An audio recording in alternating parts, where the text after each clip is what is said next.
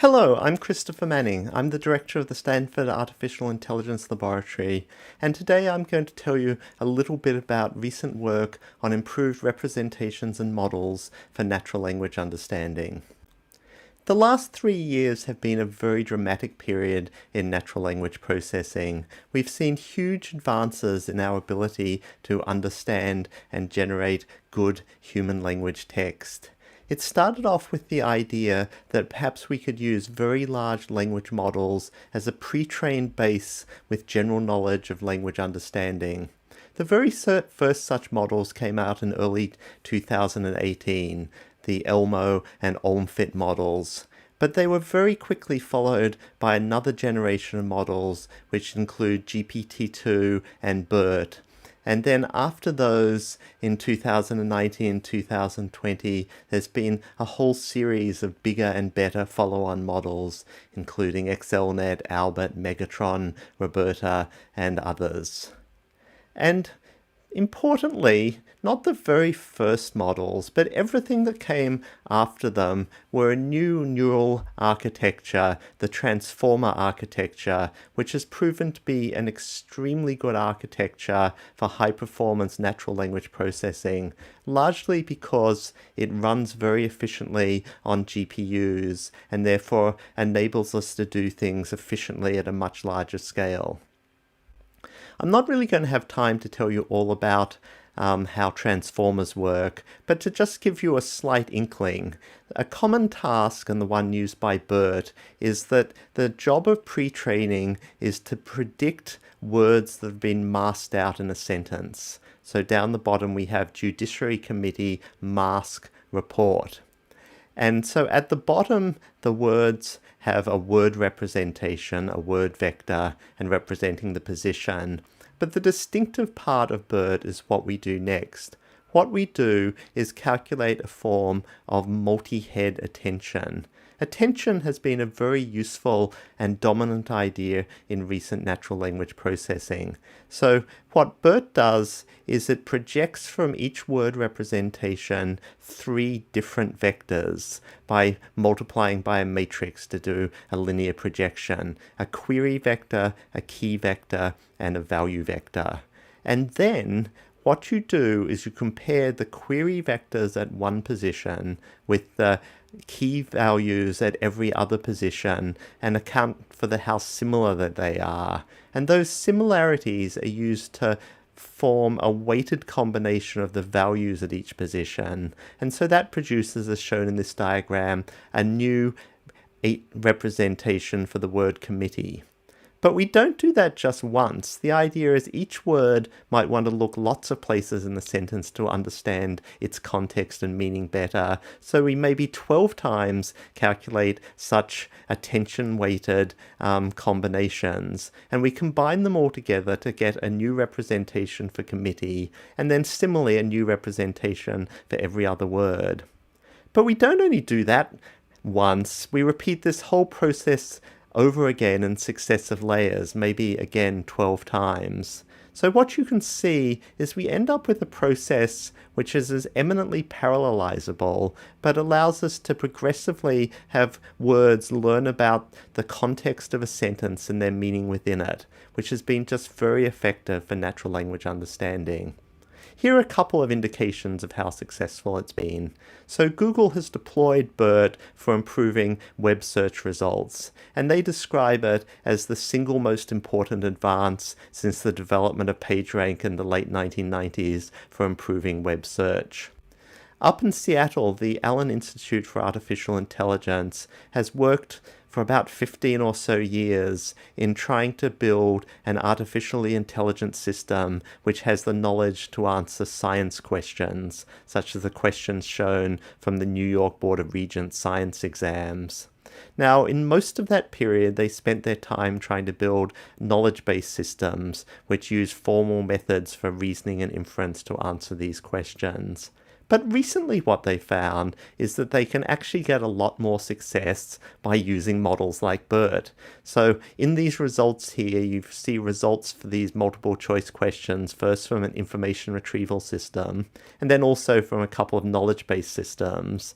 But what we find is a model built on BERT. It is just BERT, but BERT retrained on science texts rather than general web texts, performs much better than any of those previous models. And if we use one of the more recent large pre-trained language models, Roberta, things get better again. And while their final Aristo system is an ensemble of many systems, you can see that the overall system's performance is really not that much better than just using Roberta alone.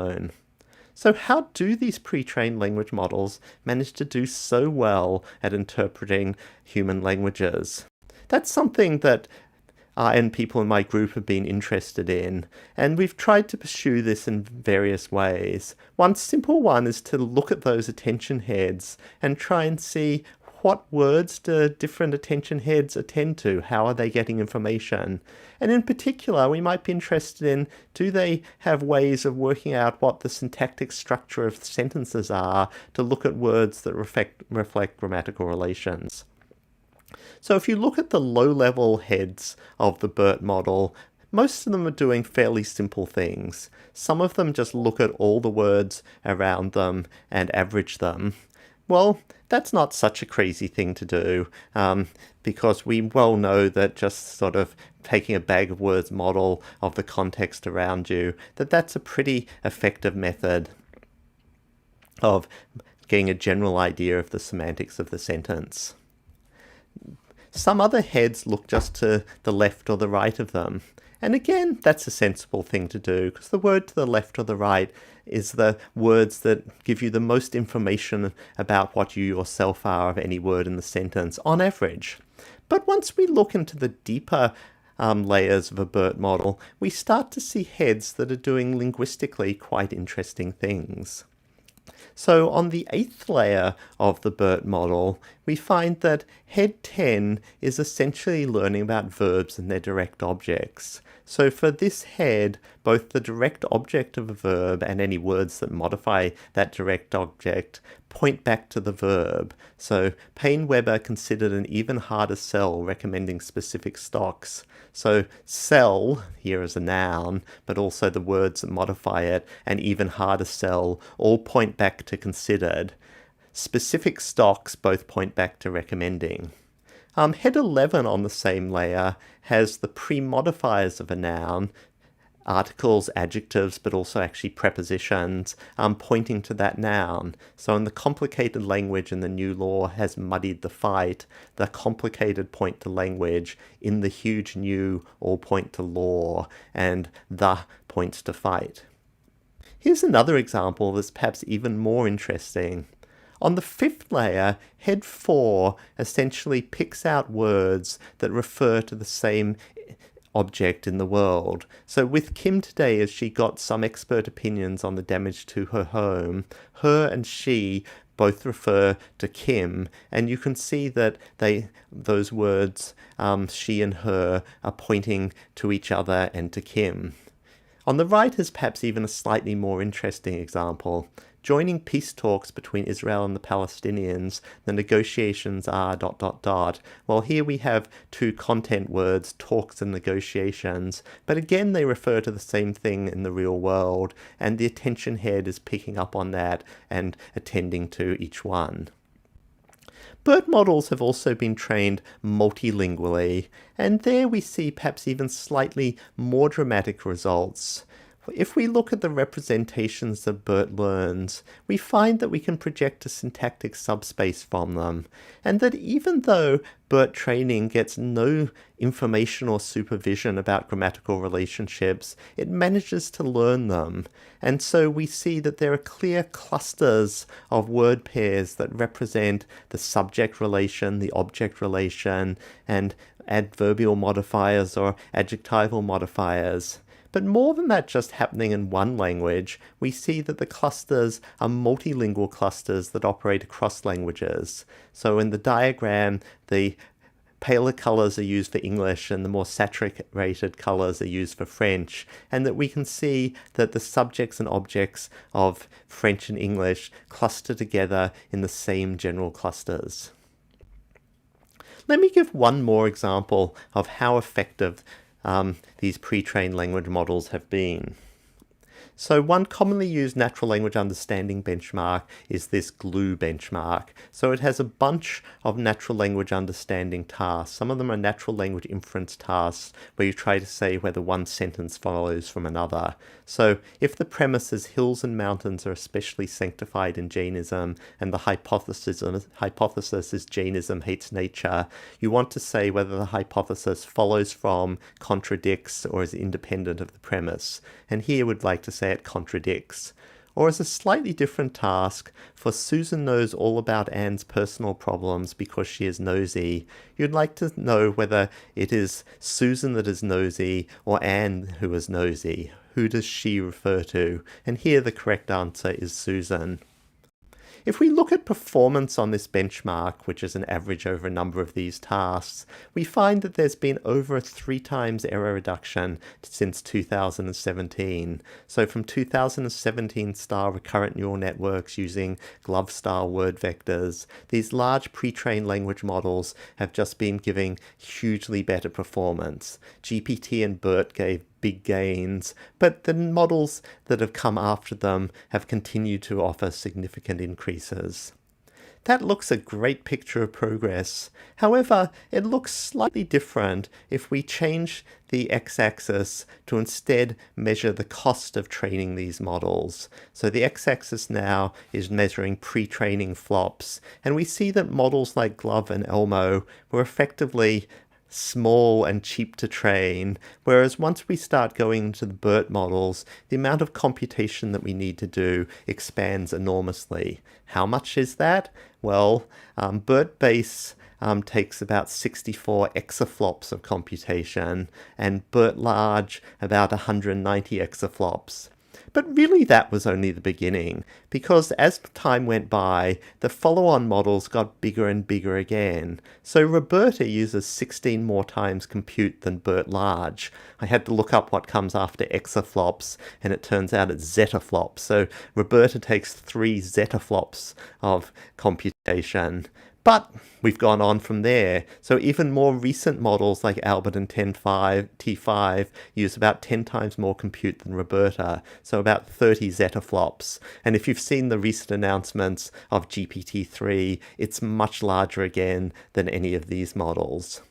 So rather than the slogan of these times being AI is the new electricity, it seems almost like it should be electricity is the new AI. And so what we spent some time wondering about was, is there a way in which we could get the gains of transformers but have more efficient pre-training, the kind of pre-training that would be good for people who work at university labs, but also good for the world's climate? So how could you do that?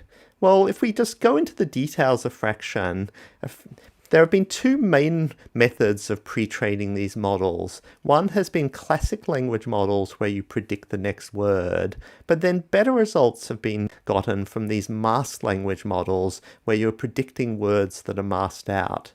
But training these models is expensive, both because you're really only learning from the masked positions, though you're computing all of the representations, and also because predicting the exact word is very expensive. So we started exploring whether you could have a different pre-training task, where instead what you did was replaced a few of the words in the sentence with similar words, and gave the model the task of predicting which words were original in the text and which ones had been replaced. This proves to be something that you can compute quite a lot more quickly. And so here we see a curve for our model, which we called Electra. Electra models with fairly small amounts of computation can perform quite well. So our Electra base model performs as well as BERT large with much less computation, and our Electra large models perform around as well as Roberta with massively less computation. Here are a few figures on that. So this is for the Squad question answering dataset, a well-known benchmark. And we find that Electra can outperform models like Roberta and XLNet while using only about 20% of the computation and training. If we want to go down from that, we can even build much smaller Electra models that still perform quite well.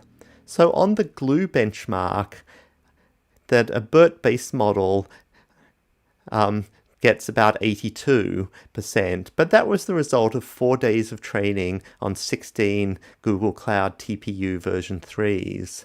With Electra, we could build a teeny model by training for 6 hours on one NVIDIA V100, i.e. using, less than 1/700th as much computation, and still build a model that performs quite well, getting a GLUE score of 74, still better than any of the results that were available before people started exploring transformer-based models to help in this task.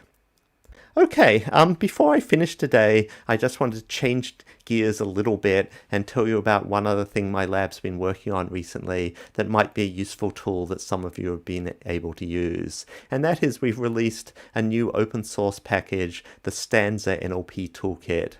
So this is a toolkit that has pre-trained neural models supporting 66 different human languages.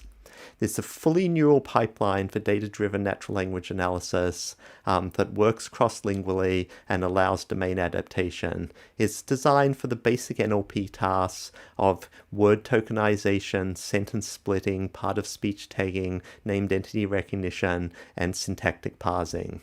It has full support for the Universal Dependencies version 2 standard, which I've been involved in developing as a multilingual language processing standard, and it's available in Python and also provides a client interface to our well-known older Java CoreNLP library. So Stanza works for syntactic parsing in 66 languages. And if you'd like to try out Stanza for yourself, you can go to this website, stanza.run, and type in a few sentences in probably any language you know and see what we can do with them. It provides very strong performance. So here this is showing dependency parsing results for Stanza versus two other well-known packages, Spacey, which is widely used open source, and UDPipe, showing the better performance of Stanza. We also have available named entity recognition. That's things like recognizing person names, organization names, and locations in a more limited number of languages, again with strong performance, as you see here, compared to Spacey and Flare. Okay, well, wrapping up, I just want to emphasize one more time that the last 3 years have been a time of very dramatic progress in natural language processing. I've been working in natural language processing for at least 25, maybe closer to 30 years now, and there's just no doubt at all that these last 3 years have just seen the most exciting and rapid progress of any period during that time. We can now generate text very coherently. If you've seen any of the media articles over the last couple of years about GPT-2 or GPT-3 from OpenAI, for example, you can see the very coherent ability for it to generate multiple sentences that maintain a story and a flow. And that gives many new applications in content generation and refinement. We can do things like automatically generate content about a particular topic or suggest ways to improve a non-native speaker's writing. We can also do a much better job at natural language understanding. That can give us much better question answering abilities, which have lots of applications ranging from pre-sales help to customer support. And we can do much better machine translation with neural models, which again has many commercial applications as well as social applications in a strongly multilingual world. And the fascinating thing is that much of this was achieved not by a lot of laborious human labor of looking at and sentences and saying how to treat them, but by exploiting this unsupervised, or now commonly called self-supervised task, where all the pre-training consists of is getting this large model to try and guess what words there are that have been masked out. It turns out that that very simple task is a very effective one for learning a lot of the structure of human languages. Okay, if you're interested in looking more at any of the research that underlies what I've talked about, these are some of the relevant papers. Thank you very much.